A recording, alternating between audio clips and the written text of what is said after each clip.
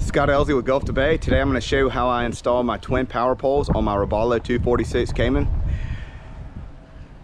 You can see that we have the twin 10-foot power poles blades. When you purchase your power poles, you're also going to have to purchase the brace kit. This is the S-8-6 brace kit, and it attaches directly to your jack plate with 2 screws. See here. And right there. If you don't have a jack plate, you're going to have to buy a spacer plate that goes between your engine and your transom. We have the hydraulic lines coming out of the power pole and running into a clamshell. Power pole does provide a gasket that you can use instead of a clamshell, but I decided to go with the clamshell because it's more durable and it's going to last.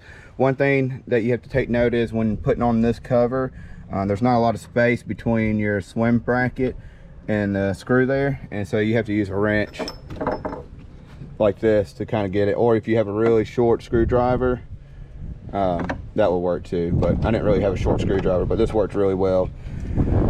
Also, for the clamshell, that is a 2-inch clamshell right there with the hydraulic lines going in, and I used a 7/8 inch hole saw to run the hydraulic lines through. All right, let's go inside the boat and see where we installed the hydraulic pumps.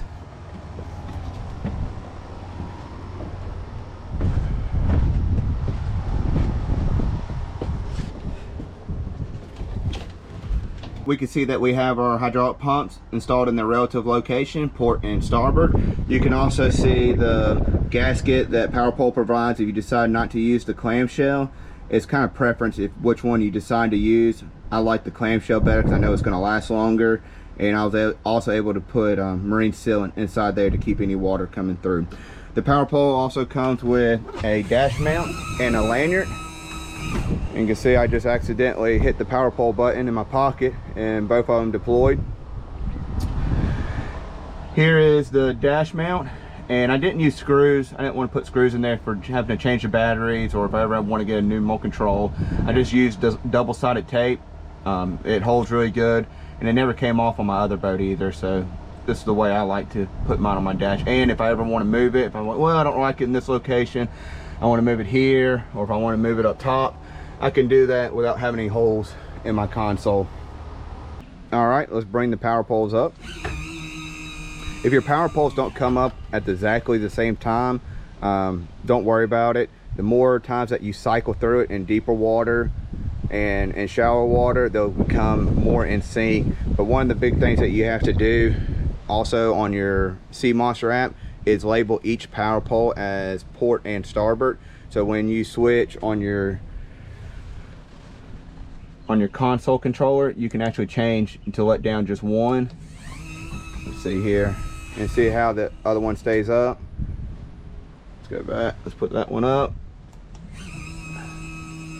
That one comes up there. And then also if we just want the other one to go down, we can switch it and that one will just go down. And that's all done on the Sea Monster app. All right guys, I hope y'all enjoyed the video. Hopefully you get some good tips and helps you out when you install your power poles on your Robalo 246 Cayman or any other boat. Y'all have a good one.